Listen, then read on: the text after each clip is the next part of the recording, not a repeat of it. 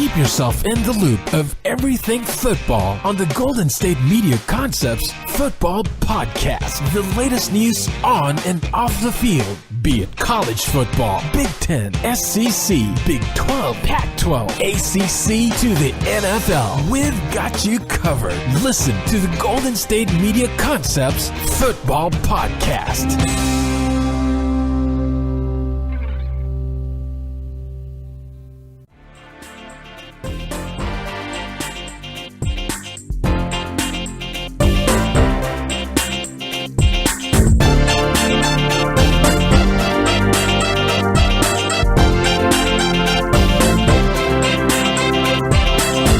All right, and welcome to the GSMC Football Podcast. This episode is brought to you by the GSMC Podcast Network.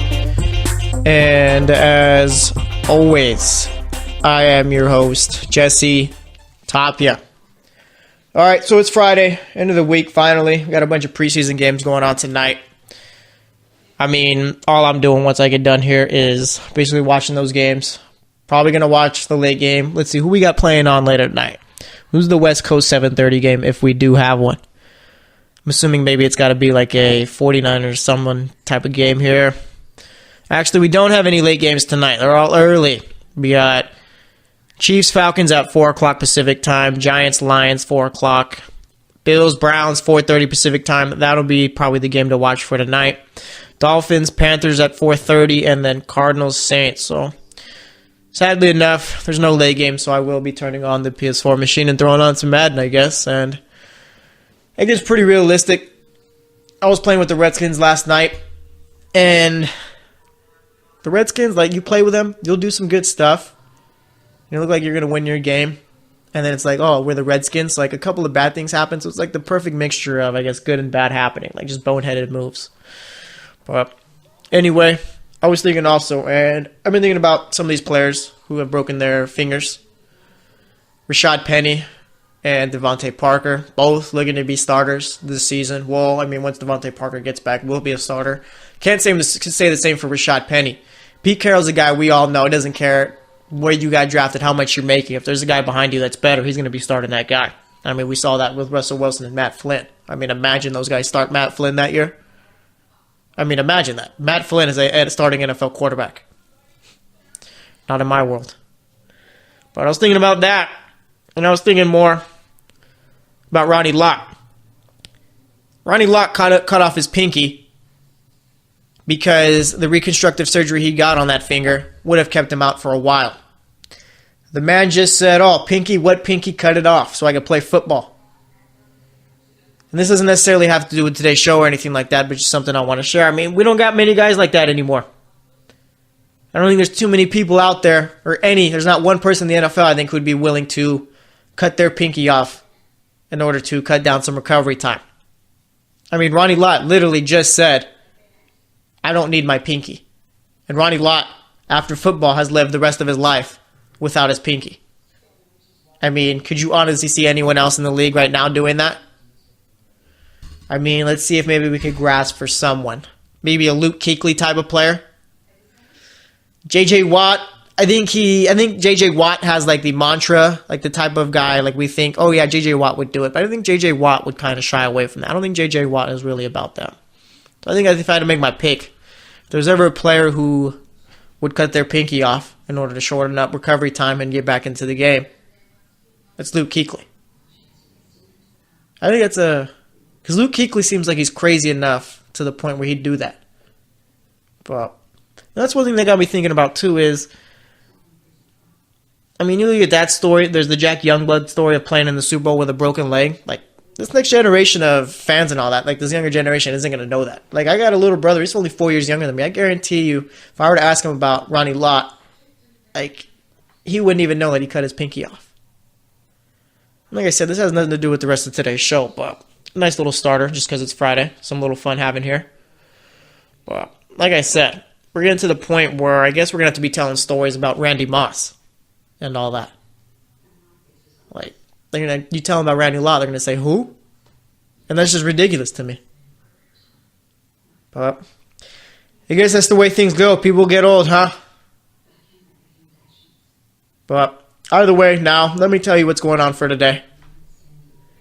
We're going to talk about each of the 3 preseason games. Not more so talk, oh yeah, this team played well, that team didn't. Oh, this was the score of that game. Like, not recaps or anything like that. Just little notes and storylines to pick up on. So first segment, we'll start off with the Patriots. We've been talking about the Jets quarterbacks a lot, and we're going to be doing that again today. So we'll just move that over to the second segment. Third segment, we'll be picking some stuff out of the Packers and Steelers game. I will be telling you why I'm still on the Deshaun Kaiser bandwagon. And then for the fourth segment, we'll probably talk a little something about tonight's games or anything else going on in the world of football. So let's get it going. The Patriots had a chance at revenge against the Eagles yesterday, and they took advantage of that. Patriots ended up winning that game 37-20. I mean, it means nothing, but of course, there's someone in the media talking about some joke about the Patriots getting their revenge. But either way, like I said, that's not really what I want to talk about here. The Patriots, it's been well documented, receivers are pretty weak. That little receiving corps. You got Julian Edelman, sure, he's a good receiver. Chris Hogan is a decent receiver. And then after that, you just got a bunch of guys. And what I mean by a bunch of guys is you got guys who haven't really stuck around on a team in their NFL career. Guys like Cordell Patterson. I mean, Philip Dorsett is still young, so this is his second team, but chances are he'll be a guy who's going to bounce around team to team if he's lucky enough once New England cuts him eventually. You got Eric Decker. Eric Decker was great, obviously, way back when. Now it seems like he's at the last part of his NFL career, so there's not really much you're getting from him. And we're even looking at Julian Edelman. The guy hasn't really done too much over his career. 2016 was his best year of his career, I'd say. Had 98 receptions, 1,100 yards, 3 touchdowns. 2015, he only started 9 games, 61 receptions, 692 yards, 7 touchdowns there. 2014 was a nice little solid season. 92 receptions, 972 yards, 4 touchdowns. And then 2013, he had 105 catches, 1,000 yards, 6 touchdowns there. But do those numbers jump out at you as number one receiver numbers? Of course not. They don't. As good as Edelman is, the guys at number 2 are a slot guy outside of the Patriots. So we look at that. The receivers are pretty weak. Tom Brady's getting older. We've essentially just waited for him to have that fall-off season, but it hasn't happened. And then you look at the offensive line. Offensive line, it was not, it needs work. And now it needs even more work. And I'd say they're in a bad spot right now as far as offensive line, actually. Because they drafted Isaiah Wynn in the first round to start, whether at guard or at the tackle spot, didn't really matter. They just needed him to play and do well. And that won't be the case because the guy blew out his Achilles yesterday. Done for the year. That opens up another problem for the Patriots. Like I said, you don't take a guy in the first round and make it a depth move. You take a guy in the first round because you're expecting him to contribute right there. And now, obviously, there's another hole on Brady's offensive line. His receivers aren't looking great. Defense is actually looking pretty solid. But it just seems like there's more problems than usual with this team going into it. Obviously, we know the Patriots have never really had too many big-name receivers. They had Randy Moss for a few years, but other than that, I'd say that's the best receiver that they've had over the period of time that they've been so good. But this isn't like that where you got a bunch of guys who are just good in the spots they're put in. Like I said, Cordell Patterson hasn't been able to stick with the team. Was drafted by the Vikings. They turned out he wasn't really a great receiver. He could return kicks, though, so he did that for a while. Ends up leaving there, goes to the Raiders, and, they didn't even feel like bringing him back after one season. So now he's here in New England. And as for, you got Kenny Britt there. Kenny Britt is on that team. And, we know what Kenny Britt is. We know what Eric Decker is. These guys aren't that good anymore. So, I'm going to go ahead and say it. I think this is the beginning of the end for the Patriots. I get the fact that they've always overcome adversity. They haven't really faced adversity, but you know what I mean. meaning they haven't always had the most talented rosters, but have always done well. But I don't think that this is going to be one of those cases. I mean, sure, they'll make the playoffs and all that. No team in the AFC is ready to challenge them right there. But when it comes down to it, let's say they got to play a Jacksonville team, a Houston possibly, maybe a Pittsburgh, or maybe Phillip Rivers feeling bold and decides, yeah, I'm going to beat Tom Brady for the first time. I think this team's going to struggle in the playoffs. I don't think that they'll be making it to the Super Bowl, and I don't think they'll be making it to the AFC Championship game. When I say beginning and the end, that's what it is. Patriots are still a good team, but they're not going to be as dominant as they have been, I'd say, this season. I think, like I said, now we're going to start to see the Patriots go down a bit. Of course, they'll win their division, they'll make the playoffs, maybe they'll take a game. But this won't be the Patriots team that we've seen over the last 20 years. I mean, like I said, this is a bit of a bold call, I guess, considering the Patriots have always just did their job and done well. But I got a bad feeling about this season for them. So, we'll see how right or wrong I am. But, like I said, receivers don't look great. Those of you yelling out, oh, what about Rob Gronkowski? You can't throw Rob Gronkowski the ball the entire time. Doesn't work out that way. Plus, how do you know Rob Gronkowski is going to stay healthy all year? You can't say that for sure. So, that's all I got to say about that. Next up, we're going to be talking about the Jets. So, stay tuned, and I'll be right back. Are you looking for help for your fantasy football team? Check out the GSMC Fantasy Football Podcast. Get today's best advice on who to start, who to sit, even who you should draft. From sleeper picks to red-hot lineups, they got it all covered for you. That's gsmcpodcast.com/fantasy-football-podcast. We'll cover traditional leagues, dynasty, PPR, even IDP leagues. When you need fantasy help, there's just one show to hit up. Don't forget to like them on Facebook and follow them on Twitter. Visit gsmcpodcast.com for more info.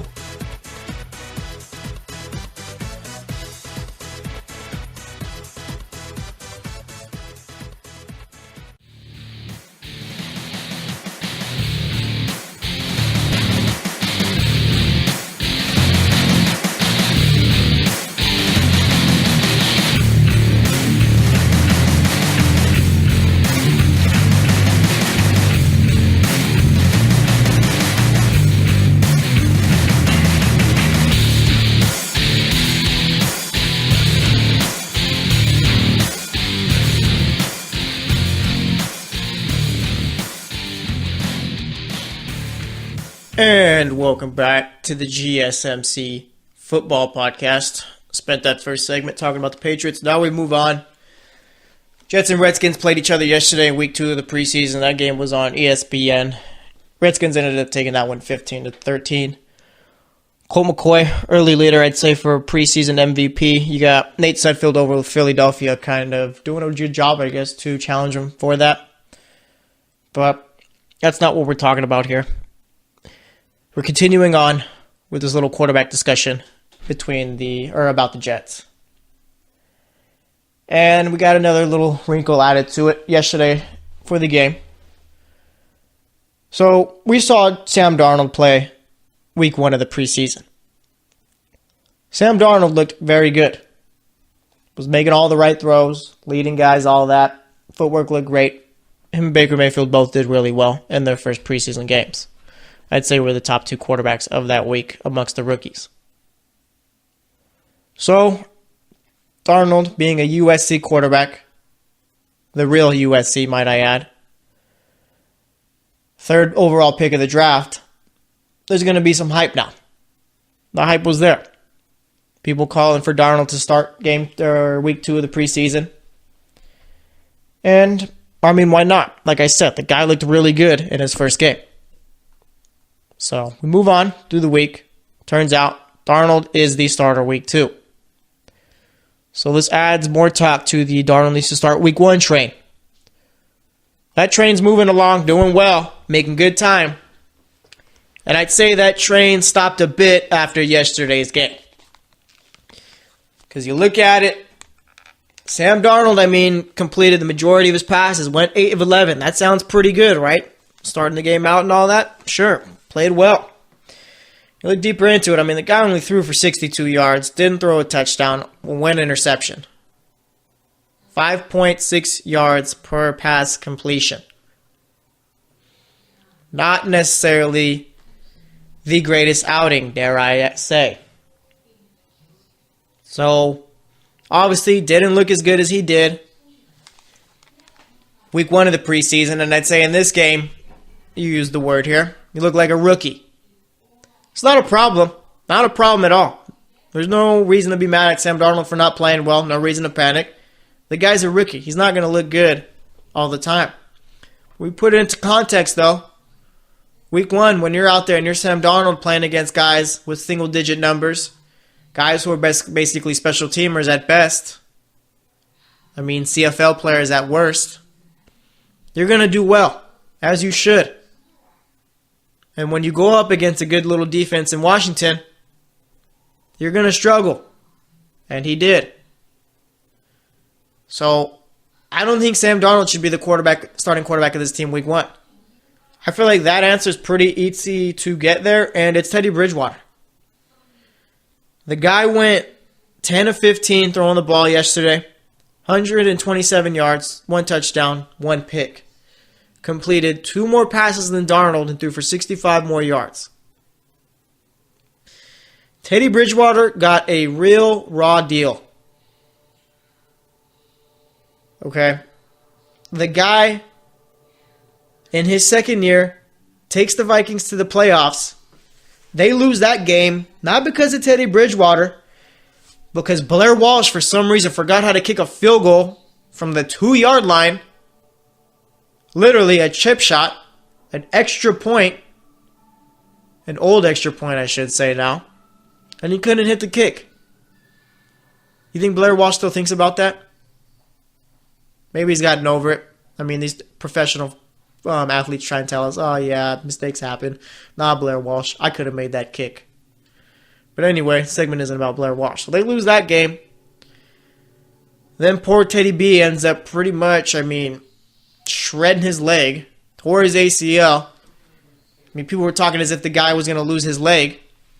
And since then, has basically been trying to make it back as a starter in the NFL.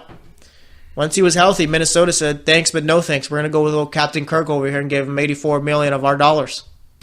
You can go. So good case. Adios. And Teddy Bridgewater ended up finding his way over to the Jets. I don't understand what the Jets were thinking here, bringing on Teddy Bridgewater. We knew they were drafting a kid. We knew that, firsthand that they were bringing back Josh McCown. And then you go and bring on a guy like Teddy Bridgewater. That makes me think either the Jets weren't confident in their quarterback pick, or they just absolutely had no clue what they were going to do as far as the quarterback position. Meaning, we're going to bring on Teddy Bridgewater because he's good. We're not sure what's going to happen at the end, no matter who plays well, but pretty much they closed their eyes and now they're waiting to see what ends up happening. You look at it, can you really afford to let Teddy Bridgewater start for this team? In a football sense, yes, that's the right move. Teddy Bridgewater right now is the best quarterback on this team and gives this team the best chance to win. But is that good for business? It's not. You got to take in the business aspect of it. Meaning, you drafted Sam Darnold, number 3. You gave Josh McCown $10 million. One of those guys has to be the starter, I feel. It's kind of like Miami with Jay Cutler last season a little bit. They paid Jay Cutler $10 million. He's not the backup. He's coming in to start from the get. And I figured at first, when they did sign Josh McCown, it was going to be one where you sign McCown, draft a quarterback, McCown starts for however long, then the rookie quarterback ends up coming in. That was a good plan. And then, like I said, they messed it up by bringing on Teddy Bridgewater. The Jets have a real problem here because chances are they're going to be trading away the best quarterback on that roster. And I'm not saying Teddy Bridgewater is always going to be better than Sam Darnold. Eventually with development, Sam Darnold could end up being better than him. But as of right now, at this point in time, I think we can all agree that Teddy Bridgewater is the better quarterback. And the Jets should start him. I would do it like this. You start Bridgewater, McCown's the backup, Darnold is basically the third quarterback, and you just have him develop and practice all year long. And again, it's not the best idea, but I think it's the most you can do in order to get the best player on the field for you. But I think it's going to end up this way. I think it's going to be McCown who ends up starting because, it's kind of alarming the fact that McCown hasn't really played much in the preseason so far. When you're not playing much in the preseason and you're making, $10 million guaranteed, chances are you got a starting spot there. So I think McCown's going to end up being the starter. I think they'll make Darnold the backup because you can't make McCown the starter over Bridgewater. It just doesn't work that way. You make McCown the starter over Bridgewater, then you're just trading Bridgewater. There's no way you make Bridgewater the backup after the preseason he's had so far. So yeah, McCown becomes a starter. He probably plays for about 3-4 weeks. Darnold comes in and they go from there. I think that's what's going to happen. And I think that's the wrong move. I get the whole Darnold's the future and all that, but you're not winning the Super Bowl this season. You're not going to the playoffs this season, with Darnold at least. You're probably not winning more than 6 games at the very most with Sam Darnold this season. Teddy Bridgewater gives you an opportunity to win games. I'm not sure how many, but he will put your team in position to win, and he makes the players around him better. That's one trait about Teddy Bridgewater that's kind of lost is he's a guy who's going to elevate the guys around him. A trait that Drew Brees, Tom Brady, and those guys have. And I'm not saying that he's on their level. I'm just saying they share a similar trait. So, like I said, I feel like the answer's pretty easy here. You start Bridgewater, but I don't think that's the way it's going to go. As far as where Bridgewater can end up, yesterday I said Denver. I still think that. And I think that's probably where he will end up. Like I said, John Elway not very great at picking quarterbacks. Name off the top of my head, Brock Osweiler, Case Keenum. I pump the brakes on Case Keenum real quick. So Osweiler, Simeon, Paxton Lynch. Am I missing anyone else? I think that's pretty much it. And Paxton Lynch got a bit of a raw deal. I'm not sure what he did to make himself a number 1 pick because he had no business being a number 1 pick. And it's kind of like what they say with Johnny Manziel. Johnny Manziel got drafted way too high for what his talent level was at, and that's basically Paxton Lynch. Paxton Lynch is a 5th, 6th round type quarterback. He's a guy who you make the backup and you just keep as your backup. I guess until you need him or just for the rest of his career. There'd be no pressure on him there, but you get him drafted in the 1st round. The guy has no business being a starter in the NFL. That much has been seen. But since he is a 1st rounder, you got to throw him out there. And thoughts on him are going to be shaped a little bit differently compared to how they would be shaped if he was a 5th round pick. So that's why I think maybe Elway's looking over at New York saying, hey, what's going on with Teddy Two Gloves over there? Because let's say Keenum doesn't work out and Keenum hasn't looked good, then Teddy Bridgewater's there, and I'd say it's smooth sailing after that. Or you can be a New Orleans type of team, convince Teddy to sit back for a year or two. Tell him this is your team once Drew retires. That's how I do it.